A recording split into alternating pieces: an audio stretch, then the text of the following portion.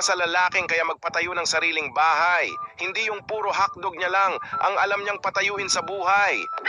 Alam mo bang kahit kasing laki pa ng mata mo ang mundo, kung di mo pa rin makita kung sino ang kabit ng asawa mo, walang kwenta yung mata mo. Sa panahon ngayon, masisipag na magmahal ang mga tao. Bakit? Kasi pati mahal ng iba, mahal na rin nila. Ang Pasko ay araw ng pagbibigayan. Kaya kung ayaw mo na sa asawa mo, ipamigay mo na. Mga malulupit na kasabihan.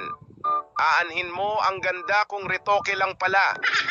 Aanhin mo ang gwapo kung gusto lang naman ay hubarin ang panty mo. Aanhin pa ang kagandahan kung ginagamit lang naman sa kalandian. Aanhin mo ang pag-ibig na wagas kung wala kayong pambili ng bigas. Aanhin mo ang asawa kung iba naman ang nagpapaligaya. Huwag nyo sana seryosuhin mga post ko. Kasi kung ano-ano na lang